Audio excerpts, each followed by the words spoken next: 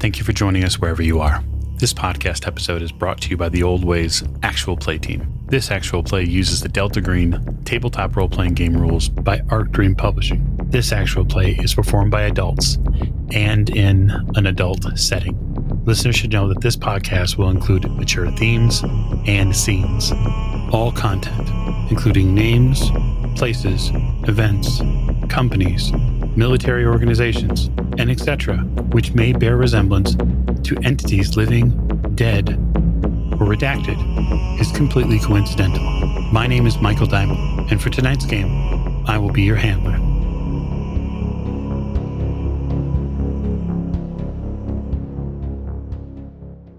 Thank you for joining us again another episode of the Old Ways Podcast. I am your handler this evening, Michael Diamond. My pronouns are he, him.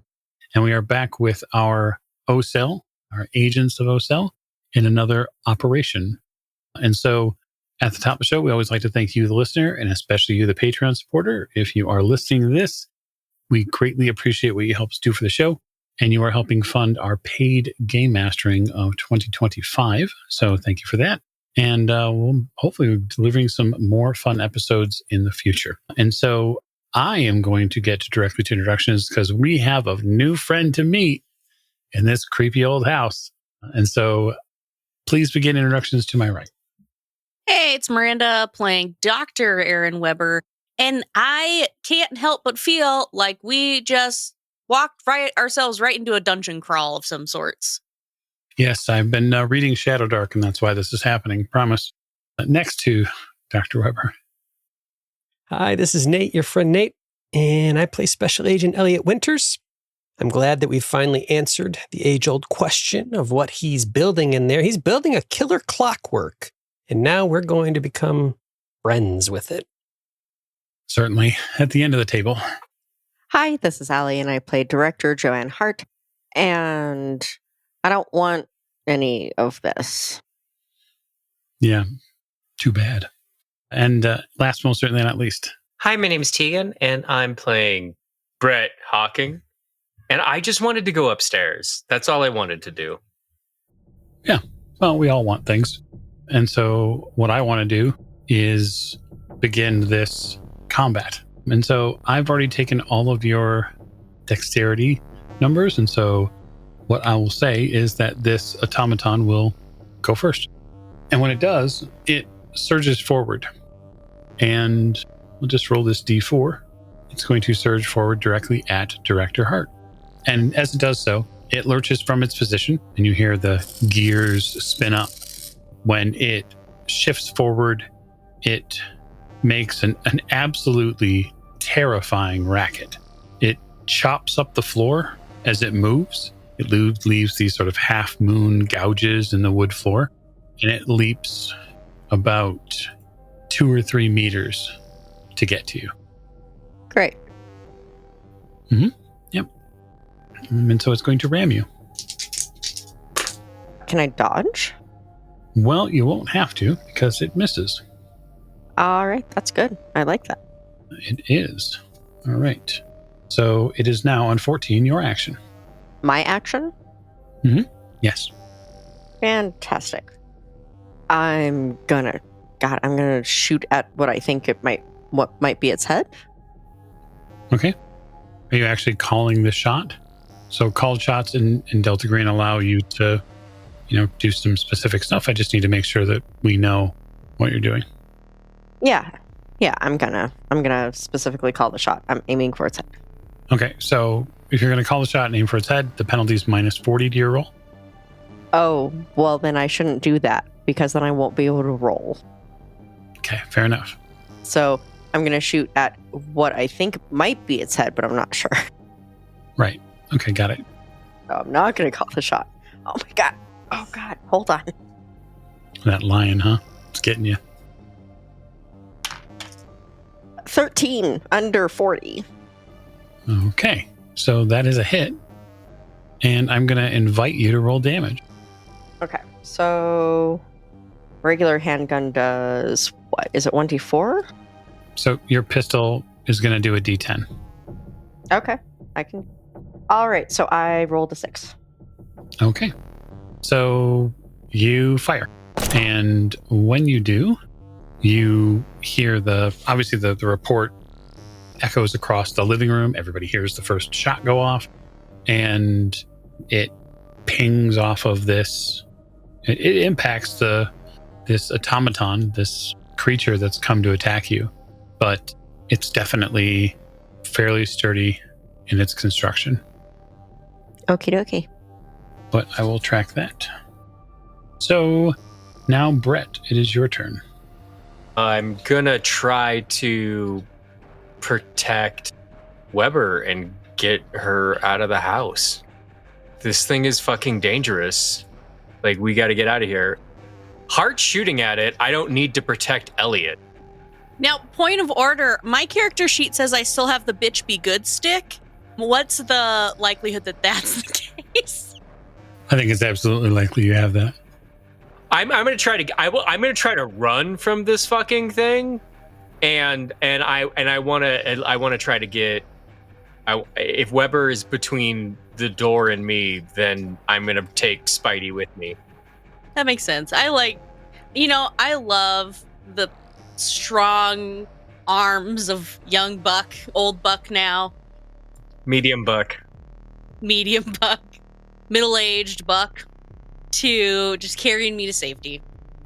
Okay, so if you're going to go and grab Weber and attempt to run out the front door, then as long as Weber's relenting, it's perfectly fine for you to sort of attempt to pull her along with you.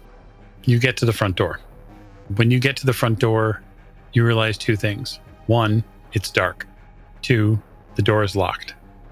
Well, shit. Can I? Oh, fuck. So you mean I gotta like hit a bunch of switches and shit? You have to like actually go through the motions of physically unlocking the door. I can't just like bodily it. I may have missed something here, but we're on the inside of the door. Those are usually easier to unlock. Usually, yes. It's usually the side that's the easiest to unlock from. No. I've got a fun thing. Then is the staircase right there by the door? The fuck? So, yes, you could technically flee upstairs. Let's flee upstairs. That's the worst thing we could do. Let's do that. Weber just starts screaming. Worse. If that's what you're doing, you will flee upstairs. That sounds fun. That's what you always do in a house. So if Weber and Winters would roll a d10 for me and report back who gets the highest, as they both have the same dexterity. Rolled an 8. It's pretty good. It's a 4. I roll a 4. Okay, so Winters will go, and then Weber will go. That's how the initiative order will go. And so now it is Winters' turn. All right, let's get the hell out of here. There ain't no reason. Does this thing, you said it's an automaton, is it on wheels or does it have legs? You said 4 limbs. It has legs. Yes, it has 4 legs that have these sort of half-moon metal discs at the bottom of them. That's what's moved through. And keep in mind, too, this is not something one could simply have a conversation around. This is a full steam ahead automaton that is moving, lurching, making noise. Yeah. I'm getting out of there. I'm going to the door that I know is open, the one we came in. So I'm going to head back to the dining room and then to the back door, and I'm going to make my way as fast as I can towards the car, the direction of the car. Okay. I like that. I'll say that you get to the back door of the house. So that'll leave just Weber. I mean, you get your own action, even if you're fleeing upstairs with Brett. So Brett runs, grabs me, pulls me towards the door. I think we're going out the door, makes a quick move up the stairs, goes Weber. Weber starts screaming. But previously I was thinking, is he fucking this robot? Because that was the joke that Winters had told me about with the pogo stick. But now I'm being pulled up the stairs, which is very frightening, but also intriguing. Aaron likes a little bit of danger in this house. We have a weird relationship. It's a love-hate thing. It's where it's dangerous, and I shouldn't, but I'm into bad houses, as all women are. And I will proceed up the stairs but I am scared. But so now we're just kind of clutching each other and running up the stairs, I imagine. Right. Yeah, definitely not something you were expecting to do, but here you're in another shady house, and that seems to be your jam. Up the fucking stairs. Yep. Okay. So, having charged at you, Heart, and missed its first connection, it is going to stab out one of its limbs at you on its action 15 in an attempt to impale you. Oh, by the way, all your agent friends left you. Very every agent for themselves at this point. Sure seems like it. It sure is.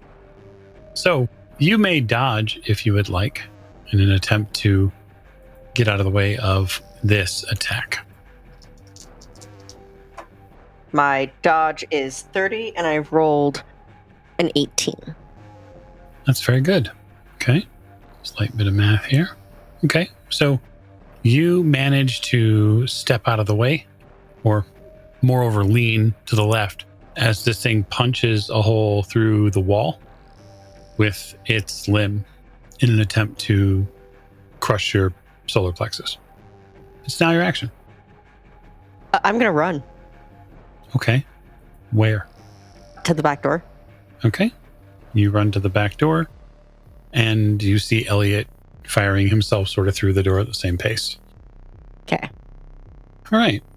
So that is the creature's action, Heart's action, and now Brett on 11. You are upstairs, Brett. To give you a little bit of flavor text on it, you are in a space which has a slight hallway. There's a door to your left and a door to your right. Yeah, sure. Slam shoulder into the left door. Let's bust a frickin' small civilian door handle open. Oh yeah, I mean you can. These are interior doors. There's not going to be difficult for you to get through just in the basis of the way they look. They're nice wood doors, but they're not vault doors by any means. Okay, so you see a small bedroom here, probably once used as an office. There's some overturned furniture in here, probably some knockoff stuff as well. There's a desk, particle board desk in the middle of the room, and there's a chair near it that's been overturned. The desk sits on the ground amongst a series of papers, some half-open books, scrawled receipts, diagrams. There's a strange machine about the size of a water cooler that sits on the desk. The device looks like maybe a typewriter mixed with like a cotton gin and a clock. Is it going to shoot me? You don't know. Has it got an arrow? It is not currently moving or working or whirling or making any noise.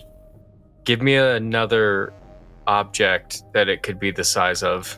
A mini fridge. A mini fridge. Okay. Is there a window? Let's see here. In this bedroom, there is a window directly across from the door. There's 3 smaller windows, but yes, there are windows in this location. Well, I want to try to fiddle with that thing to get out. Okay. I'm going to be like, hold that door. Keep the door closed. I'm going to try to get this window open. All right. So you go to the window and begin trying to get it open. So at that point, then, it is going to fall to Winters. You're able to exit the house, Elliot, if that's what you're still after. You see Hart is basically on your heels, and you can hear this steaming machine inside continuing to work. I'm going to run towards the only weapon that I am kind of thinking might be useful against this thing, which is that car that we came up in. I like that. Okay. Getting to the car is, that's what you're deciding is your entire action, I will allow you to basically race down the driveway to get to the car. And then Weber. Well, I would be stating to Buck, yeah, that's right. There's probably some sort of controls for the clockworks up here. Yeah, we gotta smash and break into things. And while Buck breaks into one door, I want to break into another door. Oh, I thought we were stuck in a room together. Oh, sorry, I didn't think about you pulling me in. Yeah, you're not technically stuck in that room, by the way. If he's gone to the window, he's had to let Weber go to go inspect the window. Mm-hmm. I don't think you broke the door open. That door's not locked. You would be able to just sort of grab the door shoulder and push your way through. Yeah, I was just gonna like find a window and roll out. See, and Weber's thinking tactically now. That's the only reason why you would pull me upstairs would be to fight the house. So Right.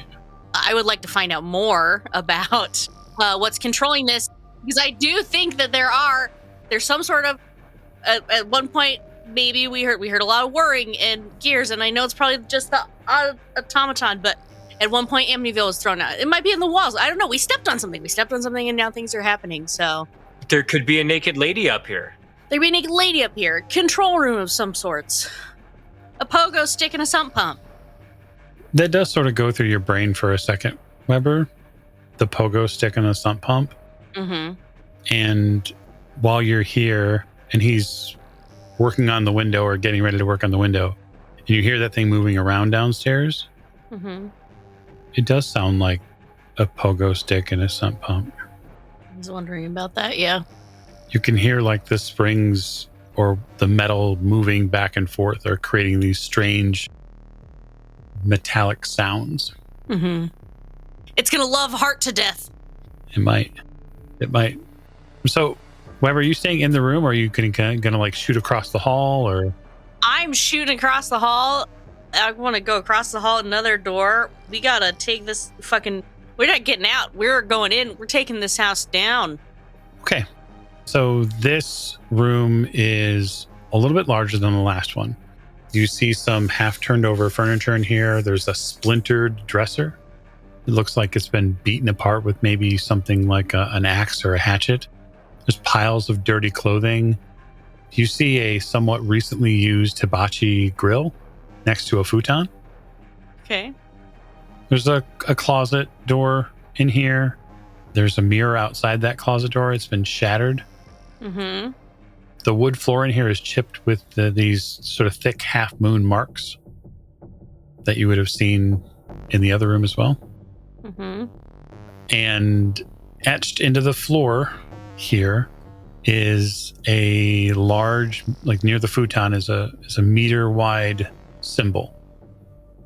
You recognize the symbol here that's etched into the floor by this futon Mm-hmm. as something that's related to demonology.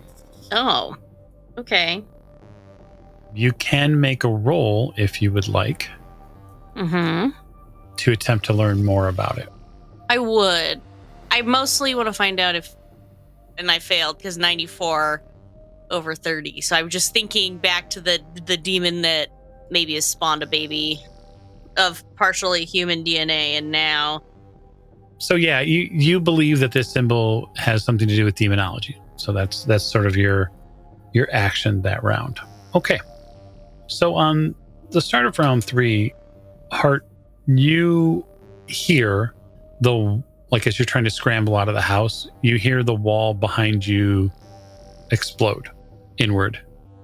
And this thing comes rushing through, having crashed through the wall into the kitchen. It upends the range and tries to barrel into you. This is an attack you could dodge. I rolled an 11 under 30.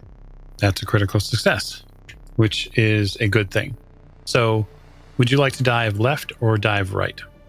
Left. Okay. You dive left. And when you do, you hit like the sink area and you sort of tuck yourself in between the sink and the refrigerator, and this thing shoots out the back door. And so now it's your action. I'm going to stay here. Okay, that's valid. Brett, you are at the window. You realize as you sort of flip over the window lock at the top of this window, and because keep in mind too, it's dark, and so you're fighting the inability to see things. There's not enough ambient light outside to be able to get through the windows here, and so you flip that lock and then lift on the windowsill, and nothing happens. Like, it doesn't move. How heavy is that piece of machinery that's on the table? You're not sure. I'm gonna attempt to find out if it's heavy. Okay. You go over to it and give me a intelligence times 5 roll or craft mechanics. Oh shit, those are cool things. craft. I have no craft anything. I've never made anything in my life. I've not even made anything out of popsicle sticks. So int 5. Yep. Fitty check. Yeah. Me am smart. 10 under fitty. This object does not look heavy at all, but it also, because the 10 is a really good roll, it also looks delicate. And as you get a little closer to it, you realize that there are like tiny, lightweight arms that come off it. Not full arms, but like arms that have things attached to them. Like one of them has a pen attached to it. And one of them has, in one hook at the end of this little limb, it holds a quill pen. It looks like an intricate device. It does not look like something you could or would want to throw through a window, because it doesn't seem like it's heavy enough to do damage. Oh, can it come with me? It probably could, yes. I mean, it probably weighs, just by the assessment, maybe 30 to 40 pounds in total. Weber, did you get that other window open? I can't get mine open. What? Window? No. I'm looking for the control panel. It's not in here, just demon shit. I'll try the next room. I don't think there is a next room. Are there any other rooms? There's a closet. Quick, into the closet. Yeah, no, I'll check a closet. Check a closet. Okay. Okay, so at the demon shit, I'm gonna go peek my head into and see what Webby's doing. He's got a hibachi grill too. So you head across to the other room. Looking down the stairs to make sure this thing's not coming up. Right. Totally understood that. You don't see it as you pass through the hallway and into the larger room. Winters, you get into the car and turn the engine over. Mm-hmm. And so I will absolutely let you put that thing into gear and begin moving up the driveway, which is, I assume, what you're doing. I think so. This is a residential street. I'm going, if it works this way, I want to pull into the driveway of Clockwork House, and then I want to reverse back into the driveway of the house opposite. I want to get some room. Unless I saw Hart or Weber, if I saw any of my friends out already, I wouldn't move away from them. But if I'm still out there, I want to get a little bit of running room just in case I need to build. Yeah, no problem. And then I will wait. Okay. I love that. So, Weber, you open the closet door. You have to be a little careful in that there's that back of the door mirror that was on it that's been shattered, but you can certainly get in there and see what's going down. Mm-hmm. Shattered mirror and demon stuff, and I open the closet. Did you take a photo of the demon stuff? Yeah, in my mind camera. So the closet here is long, narrow. Its interior is sort of painted the same as the exterior of the house, that rust red. There's a lot of clothing piles in here. Mm-hmm. Some small, relatively unremarkable boxes. And opposite the door, set into the wall, there is a tiny door. Oh, we got a door! The door a strange little man would go through, Buck. I knock on the door and then wait 3 seconds and then open it. So the door has a tiny little mail slot. Oh my god. And dangerous and scary at the same time. It's not so much a door as it is a Weber trap. That's exactly what this is. Yeah. It's got everything that Weber wants. You knock on it, and seemingly after 3 knocks, nothing happens. 3 seconds, you open it. The door itself is so 0.6 meters tall and 0.5 meters wide. Mm-hmm. You open it, and you see that there are tiny little bars that would keep you from reaching your whole hand or head through. Through the door? The door, I open the door and it's barred? Yep. But beyond that, on that far side of the wall, right where you're assuming that there's going to be a hallway, because this should open into the hallway geographically, you see a room that is stacked floor to ceiling with books. Now you're going to make me a sanity roll. Have I seen this room before filled with books and there were pictures of my ex-husband in it? No, not those books. Okay. No, nope, not that book, not that room. Feeling pretty sane right now. 4,243. Very good. You do not lose any sanity. Yeah, honestly, this is kind of what I expected, so feels accurate. I'm not at all shocked. But whatever's through this door is mailing things to me. I'm going to grab the bars, push my face against it. Mm-hmm. Okay. And say, this is Dr. Aaron Weber, and if you've been sending me mail, we need to talk. Okay. You say it into the space. There's a tiniest bit of echo in that space. Just tiniest bit. Mm-hmm. And that's your action. Yeah, I feel like that's a good point for where Hawking comes and finds me clutching these bars, my face pressed against this door. Yeah. Gonna make a luck roll now. Very good. So in the furthest extent, the longest band of that headlight that you have, Elliot, just at the edge of the perceptions there, you see a metallic creature lumber into the driveway, and it looks around for a second, and it seems to lock on to the headlights of the rental car, and it starts churning forward down the driveway. It moves about 4 meters, so in its action, it makes it about halfway down the driveway. Perfect. It is now Hart's action. I'm going to go upstairs where Weber and Buck are. Okay. You travel upstairs. That is your entire action. And now, Brett, you get into the room. Do I hear Hart coming up the stairs? Yeah, you probably would. You actually probably would see Hart coming up the stairs because you'd see the cell phone light. Okay, because I was going to freak the fuck out and be like, oh my God, it's coming up the stairs.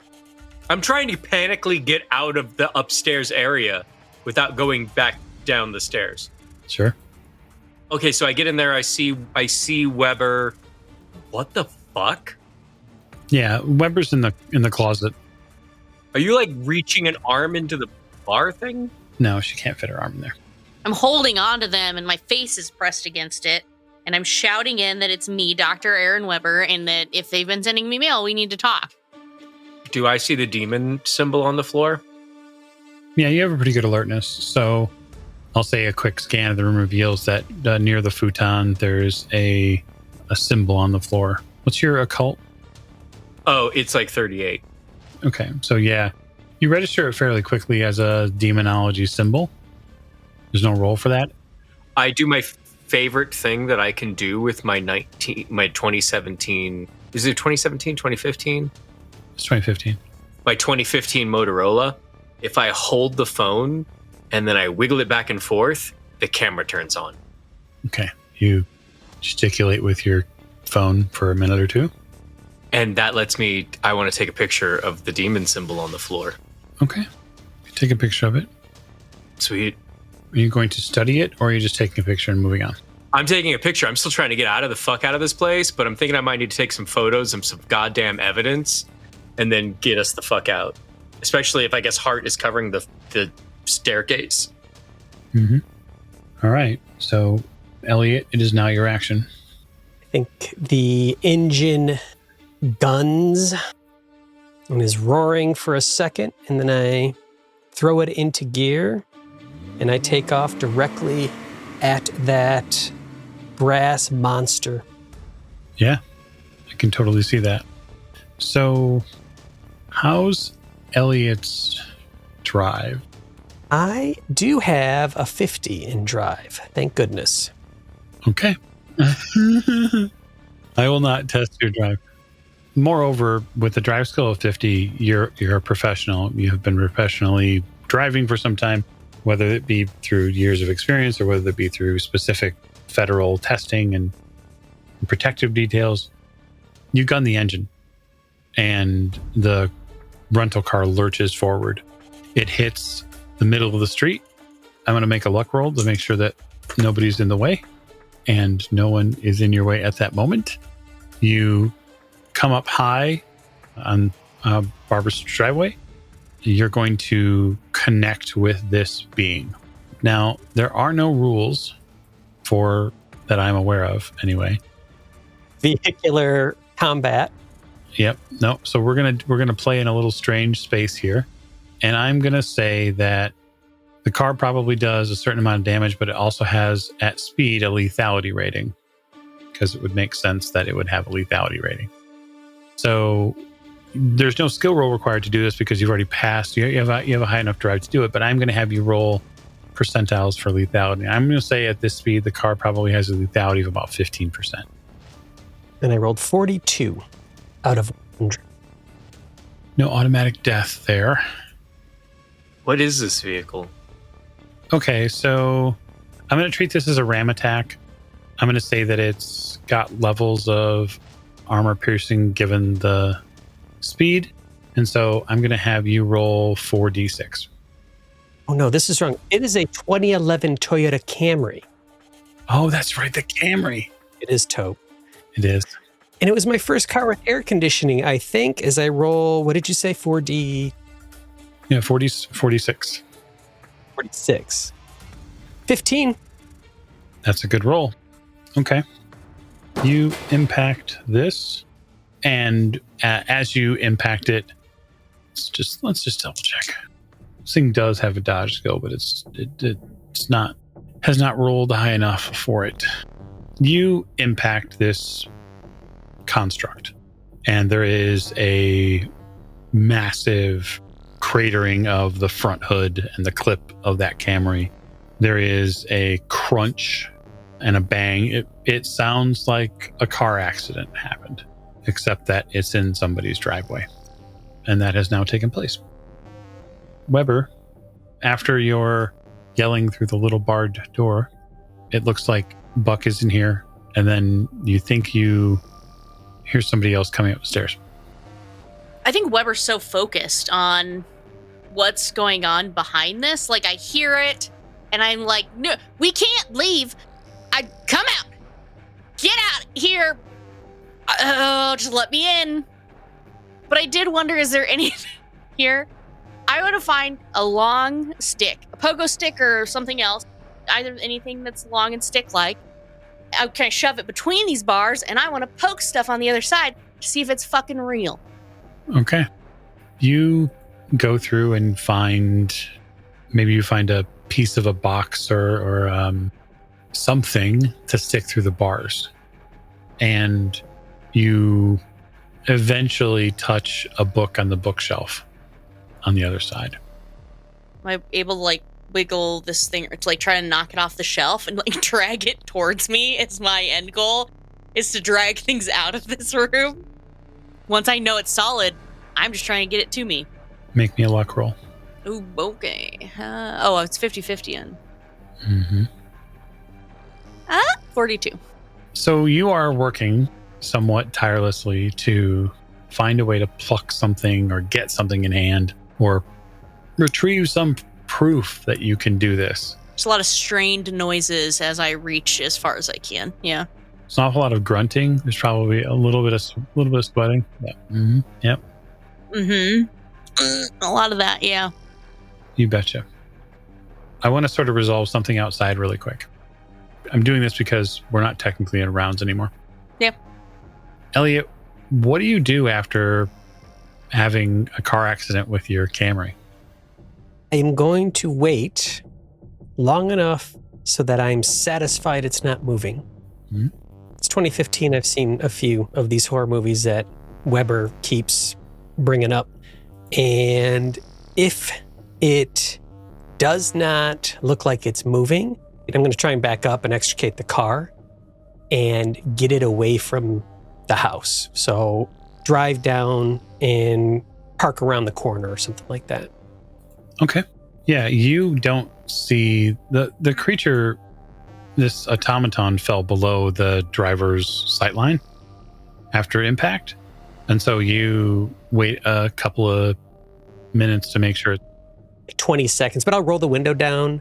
I'll listen. It'd be really loud if it was moving, and Yeah, it's not. You don't hear any noise. give it 10 seconds. And then I'm going to make a lot of noise as I try to back up and see if this thing's stuck. You back up, and when you do, there's nothing in that driveway. And now you make a sanity roll. Oh, and as I'm making the roll, I'm looking at the hood, which is not damaged. It was all a dream? No? Oh. Delta Green never gives. It only takes. 2 under 50. Oh, wow. Okay. So you don't lose any sanity. Somehow, some way, you find a way to rationalize or accept the fact that you must have hit this thing and maybe flew up into the air and or maybe it's just gone. Maybe you smashed into a million pieces and just you couldn't make it out in the headlights, whatever. But either way, it's gone. It's gone. No way. I'm sitting, all these rational things go, and then I sit back in the chair, in the car seat, and sort of smile goes across my face. Knock that fucker straight into the next floor.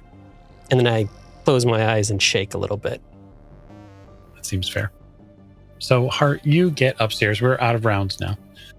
You get upstairs and you find Buck looking at a thing on the floor. It looks like Weber's in the closet and she seems to be reaching into something. There's just a lot of grunting going on in there. We can get out of the house now, guys. We should leave. Weber. Then grab some shit and let's go. Or are you talking calmly behind Weber? Because Weber is not listening. Weber's straining at a gate trying to get a book. So I don't know if you're talking to me or talking to Buck calmly. Technically both. Like, we can go. As Weber's like, come here. Just a little closer. Just a little closer. And it'll be mine. And just, if I can hold it, and it's real. Can't you see this? I don't know. This is important. This is important. More important than leaving the house. We have to get what's in there. Might have the answers to these books. Handler, can I try to get this cage open? How would you do that? Could I try to pick the lock with dexterity? The pen that I have in my jacket pocket? The door's open. There's no lock. There are bars when you open with this little door that opens. There are bars in the way. Oh, got it. Okay. Think about like an old-timey prison with, bricks and bars. Like bricks in the wall of a second-story stick and plaster bungalow. Yep. That's not up to code. I guess, can I try to reach through and help Weber get this book so that we can just be out of here in case whatever that automaton thing was starts barreling back into the house? There's a bang outside. You all hear it up here. Like a car crash. Oh shit. Okay, we gotta get down there. Grab. I wanted to take things with me. Can I grab one thing? You're pretty sure that you could probably lift the machine in the next room and take it. Okay, it's mine. I'm taking it. Let's go. Downstairs. The bang means that there's going to be people. You hear a bang, it brings about a gang. That's the saying. That's what we say in law enforcement. Ocel motto. Okay, so you go into the next room, Buck, and you pick up this machine and sort of some of the assorted things that come with it. Like there's a paper hopper, and you sort of grab this unwieldy thing, which you can carry because you're strong enough to carry it, and you begin hauling it out. Check out this sick fax machine. So coming down the stairs, the three of you, if that is what is happening. We get one of the books. You did not get one of the books. No, I said I wanted to help Weber get one of the books. I know. Yeah, so I just don't know if that's happening, if they're pulling me away. So if you're trying to reach in and help grab at one of the books, you realize that there's no way they're within arm's reach, and there's nothing around. There's no 10-foot pole that's around for you to just. Hey, this guy didn't sweep. Then yeah, I'll go downstairs if it's impossible for me to reach this book. I feel like Weber would keep trying. Like, I would go to the other room to try to get stuff. I would be pretty focused on this, not calmly walking downstairs. Like, I can't imagine Weber just going willingly. That's fair. We have a problem here because we're going to develop a crowd and we're going to attract authority. We got to get Webby out one way or the other. Man, I remember a long time ago, me, Winters, the end of a shotgun butt. God, those were the days.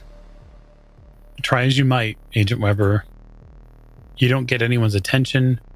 You can't seem to get your hands on anything close enough. Mm-hmm. I guess I would need to know how creative you're trying to be. Yeah, no, I mean, Weber would be searching as much as she could. Like, if there's a bathroom in this house, I'm going to get that curtain rod. If there's another closet in the house that has a rod in it, like, Weber would start just tearing this fucking place apart. Got a bed frame? I'm grabbing the bars.